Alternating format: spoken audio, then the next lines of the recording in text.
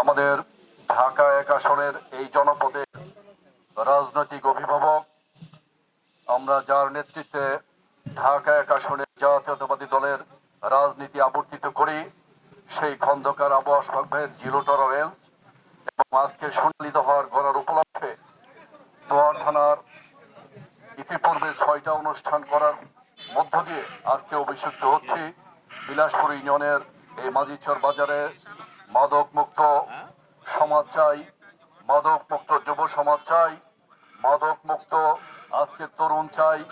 এই স্লোগান নিয়ে আমাদের মাঝে আজকে আমরা যারা উপস্থিত হয়েছি, আমাদের মেসেজ একদম ক্লিয়ার।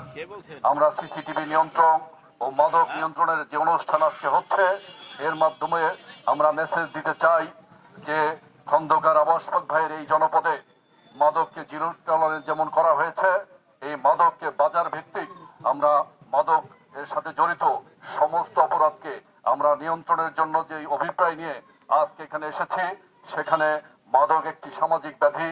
এই ব্যাধির জন্য আপনার আমার সামাজিকভাবে আন্দোলন গড়ে তুলতে হবে।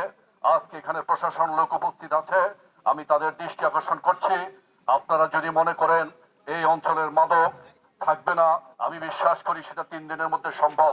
এটা পাশাপাশি এও দরকার, আমরা যারা সামাজিকভাবে বসবাস করি, এই সামাজিক ব্যাধি নিয়ন্ত্রণের জন্য আপনার আমার সকলের ভূমিকা সম্মিলিতভাবে রাখতে হবে, তবেই মাদক মুক্ত সমাজ আমরা উপহার দিতে পারবো। আজকে যে তরুণটি, যে যুবকটি, যে অভিভাবক দেখছেন যে সন্ধ্যার পরে সে বাড়ি ফিরছে না, রাত 12টা বাজে সে বাড়ি ফিরছে না, মধ্যরাতে যে বাড়ি ফিরছে না, আপনি তার অভিভাবক, আপনি তার গতিবিধি লক্ষ্য করবেন। আপনার গতিবিধি লক্ষ্যের মধ্যে আপনার পরিবার নিয়ন্ত্রিত হবে। আপনার পরিবার যদি নিয়ন্ত্রিত হয়, আমরা বিশ্বাস করি আমাদের সমাজ নিয়ন্ত্রণ হবে। এইভাবে সামাজিক ব্যাধিকে সামাজিক আন্দোলনের মাধ্যমে, সকলের সম্মিলিত প্রচেষ্টার মাধ্যমে আমরা মাদক মুক্ত সমৃদ্ধ দোহার খন্দকার আবাস ভাইকে উপহার দিতে পারবো, এই বিশ্বাস রাখছি। পাশাপাশি আমরা আমাদের অনাগত যে সমস্ত ইউনিয়নে যেতে পারিনি, সেই ইউনিয়নের মেসেজ দিয়ে যাচ্ছি। আমরা মাদক মুক্ত দোহারের সমস্ত বাজারগুলিতে আমাদের মেসেজ নিয়ে যাব। আপনার আমার উপস্থিতিতে এই দোহার হবে আগামীতে মাদক মুক্ত দোহার। আজকে এই মাদক মুক্ত দোহারের অভিপ্রায় নিয়ে আপনাদের মাঝে হাজির হয়েছেন জাতীয়তাবাদী দলের ছাত্র দলের সাবেক সোনালী ফসল, জাতীয়তাবাদী যুব দলের সাবেক নেতা, বর্তমানে ঢাকা জেলা যুব দলের বিপ্লবী সিনিয়র সহ সভাপতি সহযোদ্ধা, আজকের অনুষ্ঠানের প্রধান বক্তা আবুল হাশেম ব্যাপারী আপনাদের কাছে মেসেজ নিয়ে আসছেন।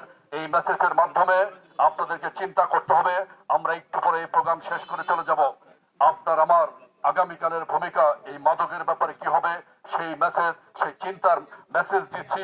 পাশাপাশি এই বাজারে যারা ব্যবসায়িক ভাবে জড়িত আছেন, আপনারা নিজেরা একটু বসেন। এই সিসিটিভি ক্যামেরা নিয়ন্ত্রণের পরে আরো যদি অন্যান্য কোনো সমস্যা থাকে, সেই সমস্যার জন্য আবুল হাশেম ব্যাপারীর সাথে আপনারা আলাপ করেন।